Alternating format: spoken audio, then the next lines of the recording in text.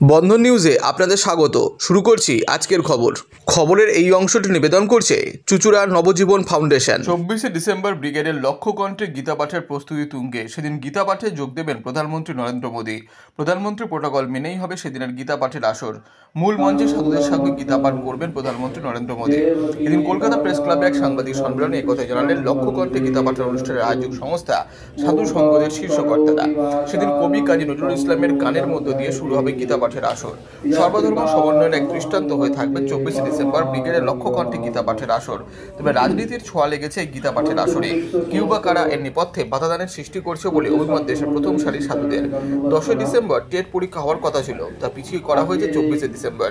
সেদিন রবিবার, তাই অনেক পরীক্ষার্থী ও তাদের অভিভাবকদের ইচ্ছা থাকলেও এই অনুষ্ঠানে আসতে পারবেন না। তাই মুখ্যমন্ত্রীর কাছে আবেদন জানিয়েছেন সেদিনের পরীক্ষার কর্মসূচি পাল্টানোর জন্য। আর মুখ্যমন্ত্রী গীতা পাঠের আসরে আসার আমন্ত্রণ জানিয়েছেন তারা। মুখ্যমন্ত্রী এখনো জানাননি তিনি আসবেন কিনা। তাহলে কি 24 ডিসেম্বর একই মঞ্চে মোদী মমতা দেখা যাবে? এই প্রশ্নের উত্তর সময়ের অপেক্ষায় থাকলো সেদিনের জন্য।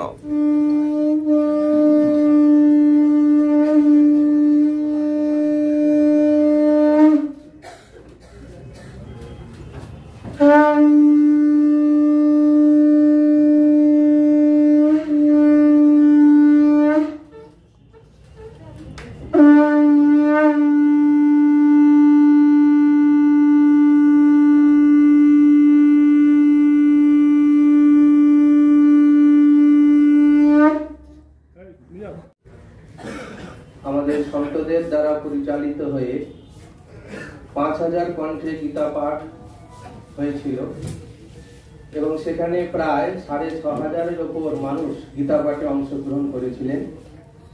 সেই অদম্য উদ্দীপনা, গীতা পাঠের প্রতি মানুষের আগ্রহ, ভালোবাসা আমাদের বাধ্য করেছিল যে এরকম ব্রিগেডের মতন একটি জায়গায় লক্ষ্য কণ্ঠে গীতা পাঠের জন্য আমাদের সাধু সন্তদের দায়িত্ব তারা দিয়েছিলেন। বাংলার সেই অসংখ্য লক্ষাধিক আমাদের গীতা প্রেমী সনাতন মানুষজনেরা আমরা আয়োজনে ব্রতী হয়েছি। এই আয়োজন আমাদের 24শে ডিসেম্বর, আগামী 23শে ডিসেম্বর গীতা জয়ন্তী একাদশী। একমাত্র গীতা পুস্তক, একটা বই আপনাদের ভাষায়, আমাদের কাছে ভগবানের বাংময় বাণী, বইয়ের জন্মদিন পালন হয়, এটা বিশ্বে বোধহয় বিরল। একমাত্র গীতা, তার জন্ম জয়ন্তী পালন হয়।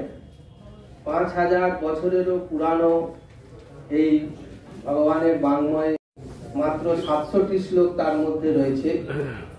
তাকে নিয়ে যুগ যুগ ধরে জগৎগুরু শঙ্করাচার্য, মাধবাচার্য, যমুনাচার্য, নিম্বাগাচার্য থেকে শুরু করে আর তার পরবর্তীকালে যাকে বলে আমাদের মহাত্মা গান্ধী থেকে, বাল গঙ্গাধর তিলক থেকে, এরকম স্বামী বিবেকানন্দ থেকে, কেবলমাত্র আশ্রম মঠ মন্দিরের গণ্ডির মধ্যে সীমাবদ্ধ না থেকে সর্বজনীন এই গীতাকে ঋষি অরবিন্দ পর্যন্ত সকলেই এই গীতার ব্যাখ্যা করেছেন।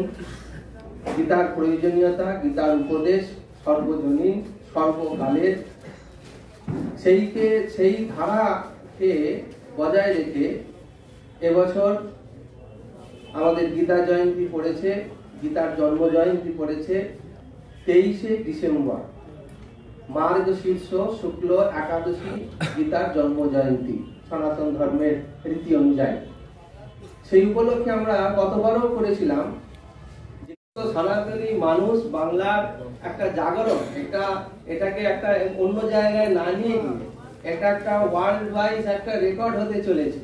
বাংলার এই লাল পেড়ে শাড়ি পরা, বাংলার এই শঙ্খ বাজানো, বাংলার মানুষ যেটা সংস্কৃতি হয়ে গেছে, বাঙালি মানে এইরকম, বাঙালি মানে এইরকম, আমরা সেই জায়গা থেকে বাংলার একটা নতুন চিত্র তুলতে চাইছি সম্মিলিত ভাবে, যে বাংলার এখনো সেই সংস্কৃতি বিদ্যমান রয়েছে, যেখানে লক্ষ লক্ষ মানুষ গীতা পাঠ করবার জন্য এখনো পর্যন্ত আমাদের এইভাবে একত্রিত হতে পারি। এই সনাতনী পরিবেশকে, পরিস্থিতি তৈরি করবার জন্যই বা সেখানকে আহ্বান আমরা সাধু সন্তরা জানিয়েছি। যে কোনো দল মত নির্বিশেষে, আমরা প্রথমে বলছি এখনো বলছি, সকলকেই আমরা সাদরে আহ্বান জানিয়েছি, জানাচ্ছি, জানাবো। এতে কোনো আলাদা বিষয় কিছু নেই। আপনি বললেন স্টেজেতে প্রধানমন্ত্রী ছাড়া শুধু সাধু সন্তরাই থাকবেন, ওখানে আর কোনো কেউই থাকবেন না। উনি বলেছেন সাধুদের সঙ্গে আসবেন। প্রোগ্রামটা জগৎগুরু শঙ্করাচার্যজির প্রোগ্রাম। জগৎগুরু শঙ্করাচার্য থাকবেন, তার সঙ্গে বাংলার বিশিষ্ট সন্তরা থাকবেন, এবং তার সঙ্গে প্রধানমন্ত্রীজি আসবেন বলেছেন গীতা পাঠ করতে। যেহেতু প্রধানমন্ত্রীজি, তার তো আমাদের একটা মান্যতা একটা অন্য জায়গা, দেশের প্রধানমন্ত্রী। সেক্ষেত্রে তিনি যখন নিজে আগ্রহ প্রকাশ করেছেন, আমি আবারও বলছি যে এই আগ্রহটা উনি নিজে প্রকাশ করেছেন আসবেন বলে, এটা তার উদারতা। সেই উদারতাটাকে নিয়েই আমরা বেশি যাকে বলে উদ্বেলিত হয়েছি, যে আমরা চাইছি যে দল মত নির্বিশেষে যদি পরীক্ষাটা পেছানো সম্ভব হয়। আমরা আগেও করজোরে প্রার্থনা করেছি আমাদের মাননীয় মুখ্যমন্ত্রীর কাছে, এখনো প্রার্থনা করছি করজোরে। যদি যেমন সমস্ত এই টেকনিক্যাল প্রসেস হয়তো আমাদের জানা নেই, কি করে যেতে হয়, কার সঙ্গে কথা বলতে জানা নেই, কিন্তু আমরা এই চ্যানেলের মাধ্যমে আমি আবারও প্রার্থনা জানাচ্ছি আমরা সাধু সন্ত মন্ডল, যদি সম্ভব হয় অগণিত বৃদ্ধ বৃদ্ধা সকলেই আসবেন, তারা উৎসাহী আসার জন্য। প্রচুর যুবক ছাত্র যারা টেট পরীক্ষায় হয়তো ফর্ম ফিল আপ করেছে, গীতা পাঠ করতেও আসবে, এখন টেট পরীক্ষার জন্য তারাও আসতে পারছে না। যে সমস্ত মাস্টার মশাইরা টেট পরীক্ষায় ডিউটি দিতে যাচ্ছেন, তারাও এখানে আসার জন্য আগ্রহ করেছিলেন। এই একটা তো ক্রাইসিস হয়েই থাকবে। তো যদি সম্ভব হয় দেখবেন, এখনো আপনাদের মাধ্যমে আমরা করজোরে আপিল করছি মাননীয় মুখ্যমন্ত্রীর কাছে, যে তিনি যদি বিষয়টি একটু বিবেচনা করেন, যদি সম্ভব হয়, যদি করেন। করা হচ্ছে এবং তার ব্যবস্থাও আছে, থাকছে মানে। হ্যাঁ,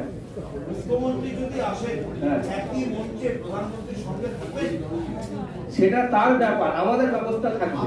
যদি নিশ্চয়ই যদি উনি খবর দেন যে আমি আসবো, যেমন প্রধানমন্ত্রী নিজে ইচ্ছা প্রকাশ করে বলেছেন আমি যাব, আমরা মুখ্যমন্ত্রীর কাছে চিঠি পাঠিয়েছি, এবার উনি যদি আমাদের সেটা বলেন হ্যাঁ আমি যেতে চাই, আমি যাব, তাহলে নিশ্চয়ই তাদের আমন্ত্রণ জানাবো। একদমই কথা, আবার কথাটা আপনারা একদম লিখিয়ে ঠিক আছে। হ্যাঁ ঠিক আছে, হ্যাঁ নিশ্চয়ই। হ্যাঁ, আজকে আমরা আমাদের আরো অনুষ্ঠান, আমরা মিটিং মাটাং এই নিয়ে অনেকই চলছে।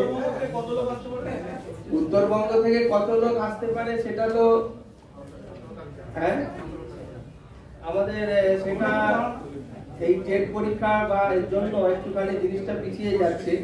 আমরা মোটামুটি জেনে যাবো, তাও মোটামুটি আন্দাজ করা 6-7 হাজার লোক উত্তরবঙ্গ থেকে আসবে। একটা জিনিস সেটা হচ্ছে যে দেখা যাচ্ছে একটা উদ্যোগ পাশাপাশি হচ্ছে, ডিসেম্বরের 22 তারিখ কথা ছিল, সেটা জানুয়ারিতে হচ্ছে। চণ্ডী পাঠ তার পিছনে তৃণমূলের কিছু নেতা নেতৃত্ব থাকছে, আমরা সেখানে যাবো। সনাতন ধর্মের যেখানে যা অনুষ্ঠান হবে আমরা সেখানে যাব। আমি আগেও বলছি, এখনো বলছি, এই জিনিসগুলো রাজনীতির বিষয় নয়, এই জিনিসগুলো চিরাচরিত প্রথা চলে আসছে, ঋষিমুনির পরম্পরা। অতএব আমরা তার ধারক বাহক, আমরা তো যাবোই, নিশ্চয়ই যাবো, এটা কোনো রাজনৈতিক রঙই নয়। আপনারা কি আবার মুখ্যমন্ত্রীকে আমন্ত্রণ জানাতে যাবেন? আমরা আপিল করেছি, তিনি আমাদের ডাকলে নিশ্চয়ই তার কাছে আমরা যাবো। পূর্ণমিদং পূর্ণাৎ পূর্ণমুদচ্যতে পূর্ণস্য পূর্ণমাদায় পূর্ণমেবাবশিষ্যতে। ওম শান্তি শান্তি শান্তি। সকলের মঙ্গল হোক। ভারত সেবা সংঘ, রামকৃষ্ণ মিশন আর ইসকন, আমাদের এই তিনজনের মেন উদ্যোগে আপনারাই তো করছেন।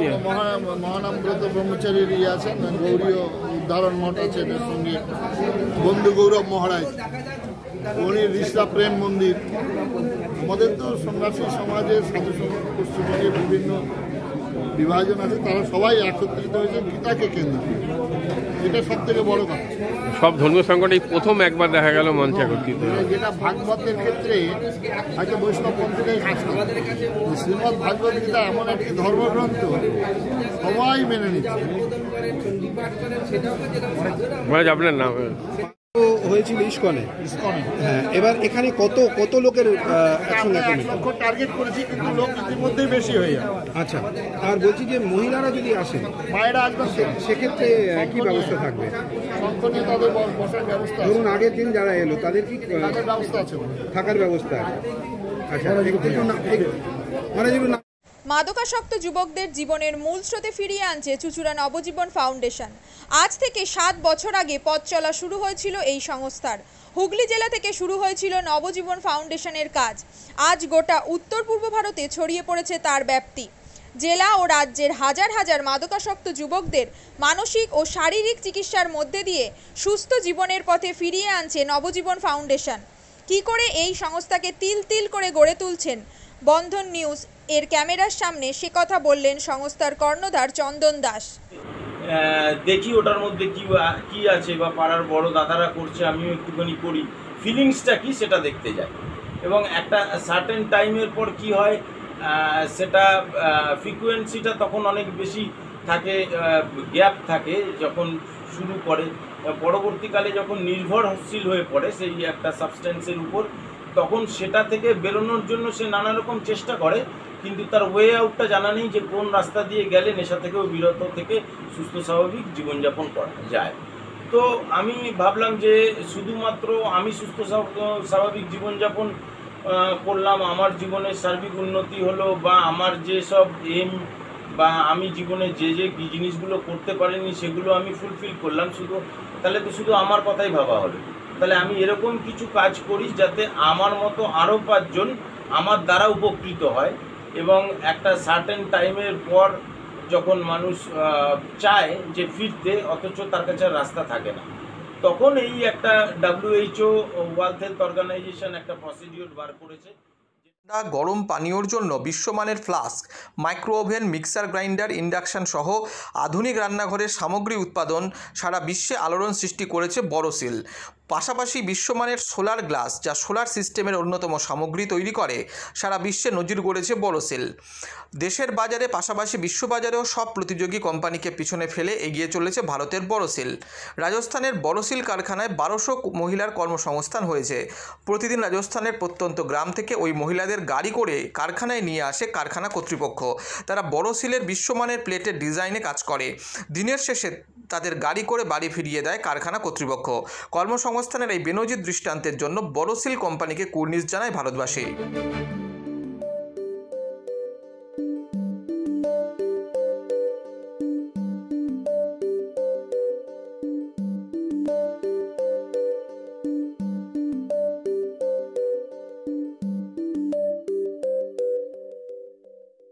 At Borosil, our products touch our customers' lives in many ways. Our philosophy is simple: understand the evolving needs of our customers and deliver solutions to meet them.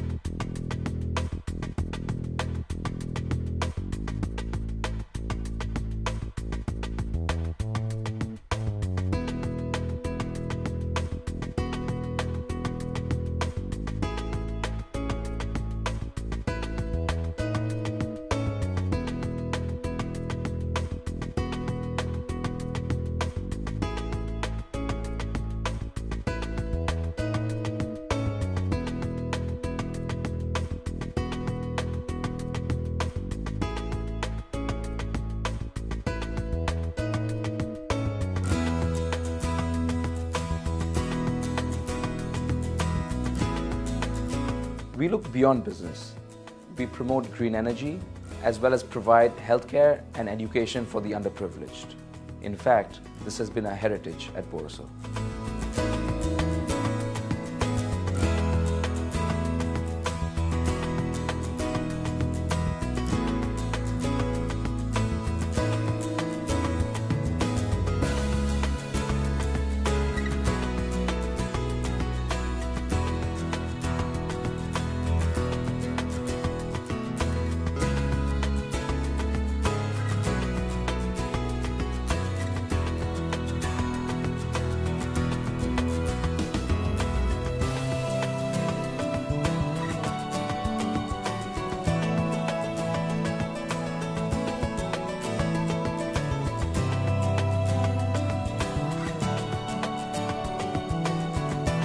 Our products are developed with innovation and thought. It is technology emboldened by the human spirit.